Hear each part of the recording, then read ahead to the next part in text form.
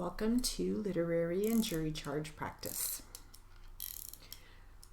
We'll start out with some jury charge, and the subject of this jury charge is definition of proximate cause. Ready? Here we go. Proximate cause is sometimes defined as the direct or immediate cause of the accident. An alleged negligent act or omission is a proximate cause of an accident or injury where such act or omission is a substantial factor causing the accident. If a person has no reasonable ground to expect or anticipate that a particular act would or might result in any injury to anybody, then of course the act would not be negligent at all and no liability could result by reason of such act or omission.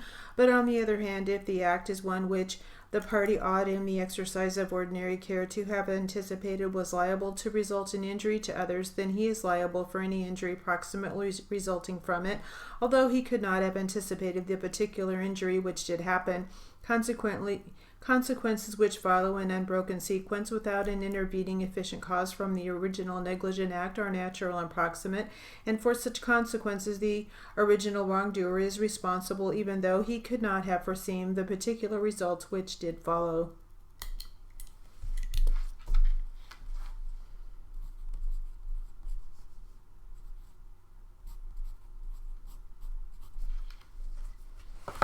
Hopefully that was just enough to get your fingers moving. I know it was short. Now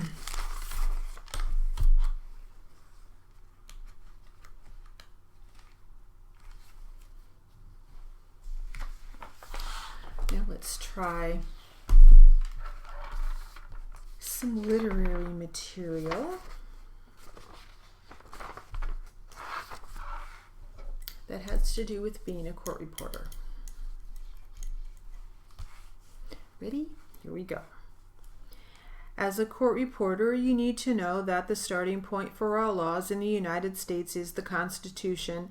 The Constitution is a written document that is designed to provide the basic framework for legal systems. A law is simply a rule of conduct. It defines that what people must do in certain circumstances and what penalty or punishment applies when the rules are broken. No law can be contrary to what the Constitution mandates. Such a law would be unconstitutional and of no force or effect. You also need to know that the Constitution is not self-executing. It will not help anyone unless he or she knows how to use it correctly. An attorney's job is to put the Constitution to work for the individual. The court reporter's job is to provide an accurate transcript of court and deposition proceedings. You need to know that each state has its own constitution. A state's constitution is the source of fundamental rights within that state.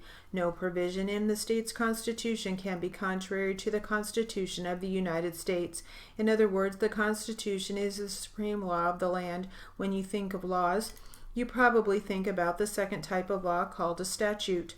A statute is enacted by the legislative branch of the United States or a particular state. Statutes are part of the law that regulates your life.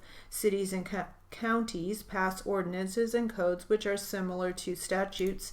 Governmental agencies often have the authority given them by the legislative bodies that created the agencies. Another type of law is common law, the law of English customs that the colonists brought with them to America. A civil wrong is a wrong committed by one person against another in which one person may be entitled to damages. An example might be that a person was injured in an automobile accident. When this happens, the person hires an attorney. If the person decides to, he or she can act as his or her own attorney, but it is not always a good idea to do so. The person has a time limit in which to file the case. The time limit is called the statute of limitations. Every civil case and every criminal case is subject to this time limit except one type of case. That exception is a murder case. If you do not file a case within the prescribed time, you lose the right to sue the other person. The time you have to file a lawsuit depends upon the nature of the case. When a lawsuit is filed on behalf of a minor, the attorney must have a court order naming the parent or someone filing the suit on behalf of the minor as a guardian. During a lawsuit, the first step in every lawsuit is the filing of a complaint in court. The complaint is called just that, a complaint. The person filing the complaint is called the plaintiff. The person against whom the complaint is filed is called the defendant.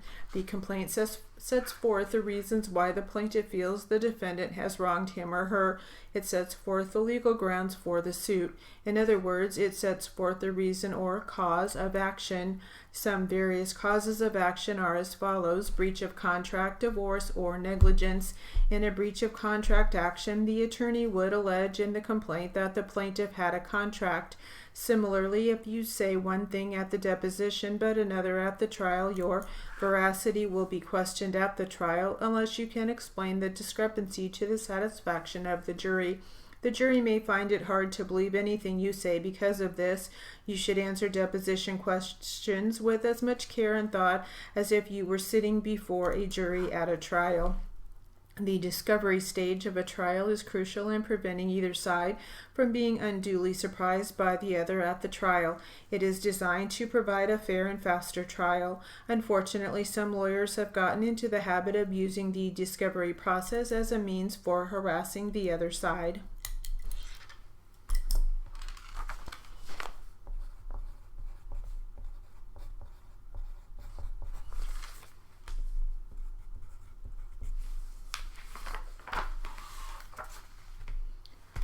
Right.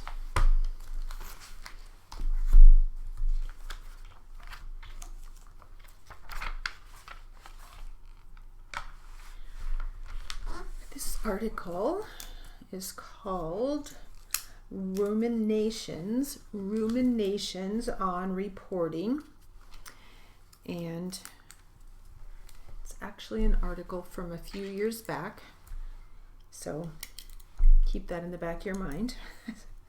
All right, ready? Here we go.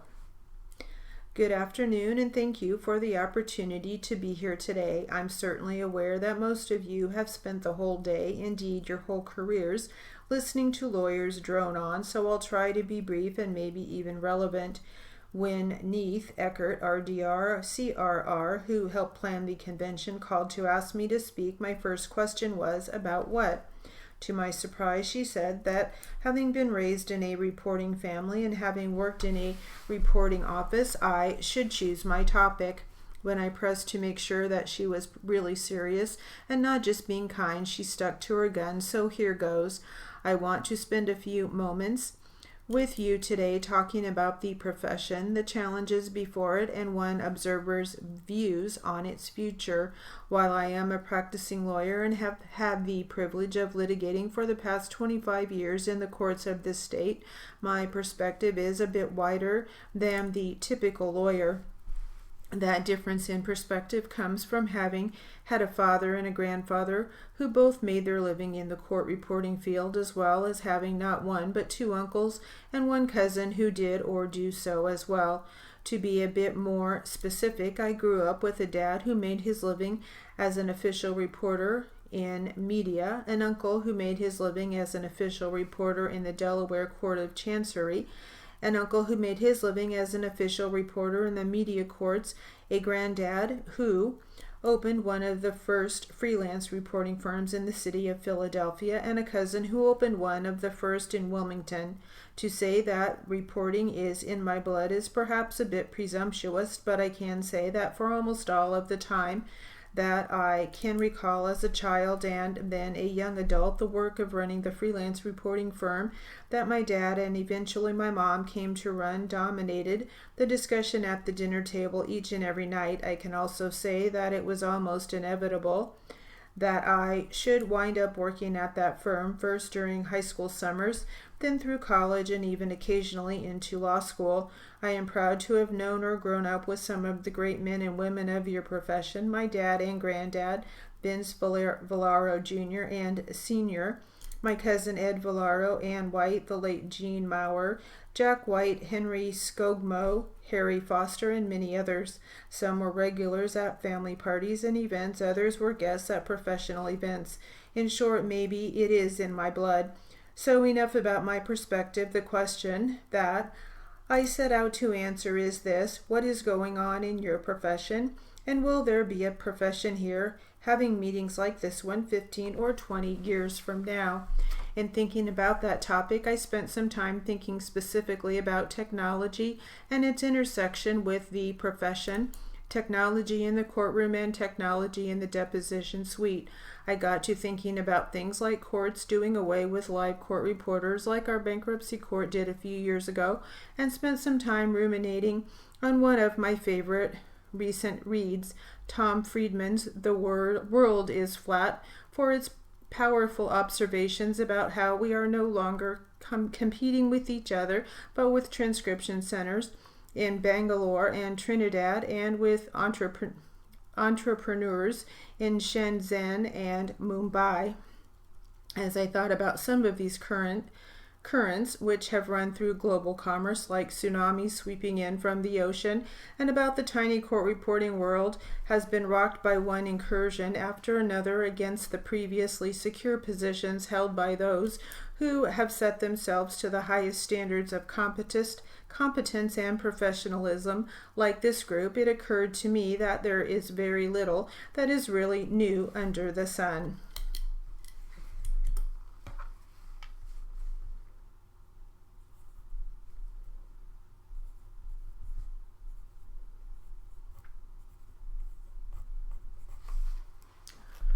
All right, we will finish that one up later.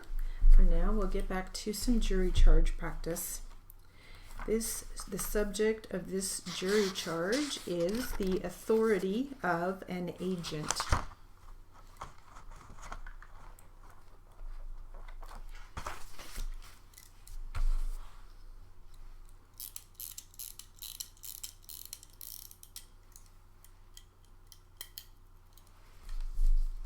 Here we go. The powers of agents are limited, generally speaking. When an agent is appointed for a particular purpose and is authorized to do certain acts, the liability of the principal for such act depends first upon the power actually conferred, second, the power reasonably necessary for the execution of those powers which are actually conferred, third, the powers annexed by custom or usage, that is, such powers as the agent was accustomed to exercise for the company and permitted to exercise for it, and fourth, the powers in addition thereto which the principal by his words or conduct would lead third persons reasonably to believe that the agent possesses. An agent has implied authority to do whatever is reasonably necessary to carry out his express authority.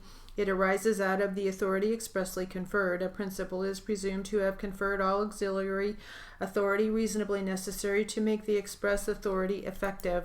The term implied authority is sometimes used to denote such authority as the principal in fact intends that the agent shall have, where such intention is shown by his conduct rather than his words.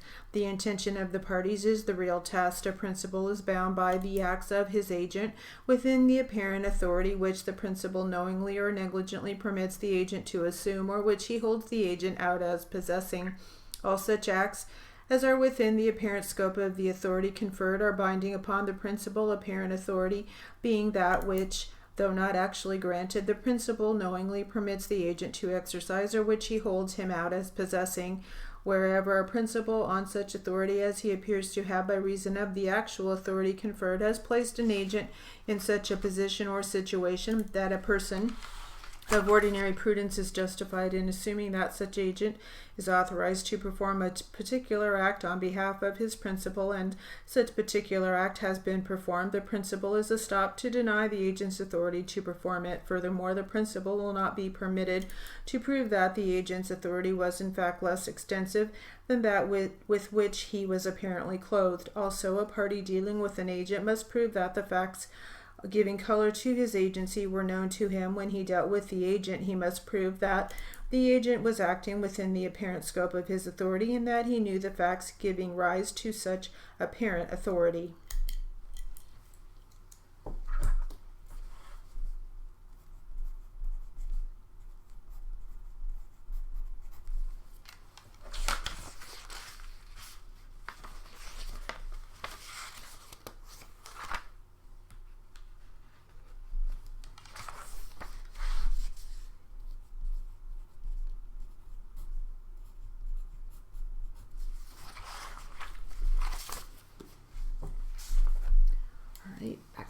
some literary material. Our article called Ruminations on Reporting. Ready? Here we go. In point of fact, the debate about the incursion of technology into the profession has been going on for quite some time.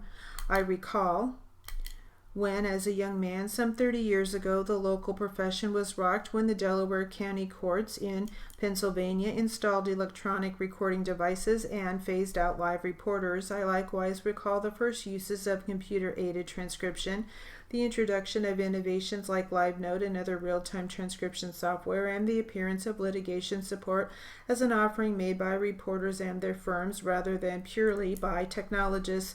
But more importantly, I also recall the reaction of some in the profession to each. It is my contention that in almost every one of those cases, those who embraced relevant advances in technology to deliver their services faster and more effectively not only survived, but in some cases did better than before. Correspondingly, I believe that those who failed to embrace relevant technology suffered and in some cases lost altogether. Allow me, if I may, to illustrate the point with a few concrete examples. Let's start with the first incursion of technology into the court reporting world, the introduction of machine shorthand in the courts. I actually know a little something about this because it was my grandfather, Vincent Villaro Sr., who in 1937 was hired by the president judge of the Philadelphia Common Pleas Court as the first machine shorthand reporter in the Philadelphia court system. In order to prove that it worked, my granddad was assigned not only one but two judges and reported the proceedings of both for a full year to prove that the predecessor of the shorthand machine that you all use every day was actually more useful than taking Steno notes by hand. Think about how that technology was received in a profession of almost exclusively pen writers. Some, of course, thought if they ignored it long enough it would go away. Others were curious as to whether it made their professional life easier or helped them produce better quality work. Guess who survived? Let's just say that there don't appear to be too many pen writers around, and just about everyone I've run into in my 25 years of litigating has had a shorthand machine with them in depositions in court. Fast forward to the 1970s, when this thing called computer-aided transcription was first introduced. Some of you may be old enough to recall the mini computers that were first used to interpret the keystrokes made with an enhanced shorthand machine. In this case, early adopters had a great sales tools. They could tell attorneys that they were with it, and best of all, could begin to deliver keyword lists with transcripts that allowed attorneys to perform quick searches. Even better, court reporters who made the switch to a CAT platform could deliver their transcripts on a floppy disk, meeting the early demand of the best litigators for a transcript that could be fed into litigation support software. Of course, many in the profession at the time saw CAT software as a threat and encroachment on their way of doing things. How many of you don't use computer-aided transcription today? Once again, how have the folks done who have put their heads in the sand or refused to adopt a truly useful new technology? Jump forward again. Did you know that the first use of the mini-U script reformatted transcript in a court setting anywhere in the country was in the Credit Lyonnais litigation in the Court of Chancery in 1989. At the time, the idea of providing easy-to-read condensed transcripts was thought to be revolutionary. It certainly did not take long for it to become a necessary adjunct to what you produce and a commodity. I doubt that many of you or your firms produce transcripts and do not routinely send out reformatted transcripts. But my thesis is that those who embrace relevant technology prosper. There certainly have been technologies in this profession which did not quite fit the category and that have been abandoned or largely abandoned. Take the Steno mask, for example. Have any of you sat through a deposition with a Steno mask reporter? With all due respect, it hits me as a bizarre idea that someone would sit in a room and verbally repeat into a microphone every word said by every participant in a deposition while simultaneously holding a soundproof mask over their face. While I mean no disrespect to the men and women who make their living this way, it is certainly the case that this technology has not been disruptive in the sense that it was widely adopted, and it has certainly not displaced shorthand machine technology, to say the least. It does appear to be threatening to do so. It doesn't appear to be threatening to do so.